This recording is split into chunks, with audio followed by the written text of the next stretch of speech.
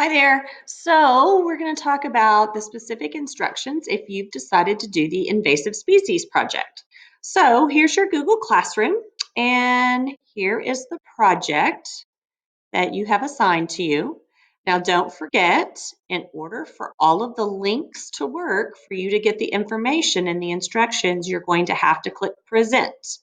So let's click Present, and we're going to look at, my computer's a little slow, this wanted flyer. So when you click on wanted flyer, this is going to take us to our instructions. I'm going to move myself up out of the way for just a bit. So when you go through the instructions here, it tells you exactly what an invasive species is. There's several videos. This first video is really good at just giving you an overall picture of what an invasive species is and why they're important in the so what factor in our environment. These are kind of in the Florida area and kind of all over, but you're going to need to find something that's in our area of Texas. So here are a couple of links. This first one's really good about Texas invasive species. And when you go to the website, it talks about what they are, how they spread, why you should care, and eco alerts by region. They have plants and animals and insects, but here's the database that you're going to want to go to. This is more helpful. And so if you're more interested in looking at invasive plants or animals, you're probably more familiar with their common name, but you're going to need to know that you're going to need to know their scientific name as well for part of the examples. For example, feral pigs in our area. Also, zebra mussels right now are huge in our area as well. So these are some of the ones that are happening. Pathogens, invasive pathogens, which is what we're dealing with right now. And you can see how that pathogen has gone out of control with the COVID virus. And so that's where you can get some of that information. So let's go back and um, once you have this and you've looked at maybe one of the invasive species that you want to do, your job is going to be to research that and create a wanted flyer. Now, you're welcome to use a sheet of white computer paper if you want to draw it. And it also won't matter if you would like to just do it digitally online, that's fine, but you can only use one slide for Google Slides. If you're going to do it on paper, it's probably oriented best like this. Can you see me? But here's the directions. So you're going to want to click at the bottom for the directions. And these are all the things that you need to put on your most wanted flyer. So again, you can use 8.5 by 11 computer paper, or you could also do it in Google Slides or something of that. But you need to choose that invasive species that interests you, and your wanted flyers should all be in your own words. So you're going to need the name of the species, both common and scientific. Talk about the damage caused by this invasive species. This is the crime. That's why we're calling it a wanted poster, because it's like the wanted criminal that we need to catch. You're going to need to have a picture and a description. Identify the characteristics or key features that make it criminal. Sometimes it has aliases or other names that it goes by, so you would need to put that in there as well. Where did this invasive species originally come from before it came to Texas? Where in the U.S. is it also a problem if there's other places? You need to list and describe at least 3 crimes or negative impacts caused by the non-native species, and that could be environmental, economic, and any of those kinds of things. You need to know the date and the cause of the introduction of this species. And then sometimes in these wanted posters, when things are found, they have rewards. So for elimination of this exotic alien species or invasive species, what would be the benefits if we were to remove that from the area, economic, social, health-wise? You can discuss any programs that have been put into place to remove the species. Now, don't forget, color, neatness, and creativity does count. I should be able to read the words that you have, so don't write so tiny that I can't read them. And then all of your information, again, should be in your own words. Spelling counts. Name, date, and class period, I'm not worried so much because we're submitting this through Google Classroom and not in person. There's some other links at the bottom of this instruction page as well. So you can print this out, refer back to this. So let's go back here. So let's talk about turn in. You're going to click on the check mark here for turn in. So because if you didn't use a Google slide, You might want to have the picture and insert pictures in those things.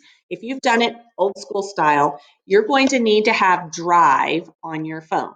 Google Drive, it's a free app.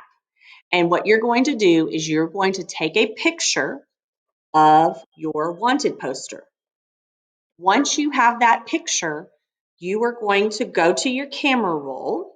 And so I'm going to show photos here. And I was doing the other. So let's say you have a picture that you want to use. And on the iPhones, I know, and sometimes I know they work on the others, you're going to have a little box with an arrow that you're going to send it to. That's where you would get the option when you select your picture to text it or email it to someone. So what you're going to do here is I've got in my list, and I don't know, it's kind of hard to see. You're going to go down, there's 3 dots. I see like AirDrop, Mail. I see Google Classroom. I don't know about that one so much, but I know the 3 dots are more. I can scroll to suggestions and go find that free Google Drive app. Once you have that Google Drive app open, you want to select, I have 2. I have my personal and school. You're going to select your school Google Drive account, and you are going to save it in there. Once you have your picture of your poster saved in Google Drive, then what you're going to do, we are finished. I'm going to hit escape. We're going to go and turn it in. So let's see how we turn this assignment in. I'm going to move myself out of the way here. So we need to view the assignment because that's where we turn things in. Why do I have that there? I'm in the wrong class. That's why. I've got to go look at the assignment here. Let me go look at my classes. Here we go. Here's my class that I need to be in. So classwork, here is the project that you're doing, and you need to view the assignment. So let me take that off. All right, it's going to look like this. So we need to go add or create this assignment. So what we're going to do is you're going to add or create, and you're going to go to slides because we want to put our picture on a Google slide, and it's going to open it up. We have a Google slide here. It's going to put your name on it automatically. So you can take and you can delete all of these text boxes and stuff like so. Of course, if you're doing it digitally, you'll be adding text boxes and information on here to make it nice. But if you've taken that picture of it, you're going to come in and you're going to go under Insert. I'm in the way.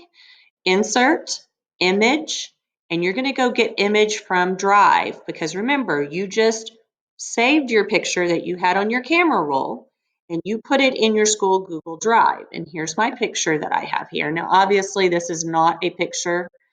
I'm going to double click it and it'll show up. This is not a picture of what I had drawn. This is a picture that I had from outside, but it works the same way. If you need to rotate it, I think you can do that. You can slide it, and then I would like you to make your poster take up as much of the room as possible.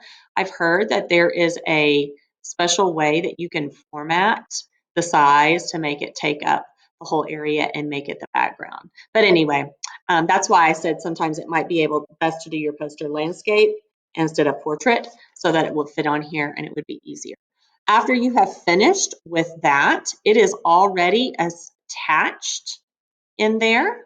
So if I come back, you've got your slide with your photo of your wanted poster and you simply click turn in and it will be turned in and we will be able to see it. So please private comment or email if you have any questions and have fun. Bye.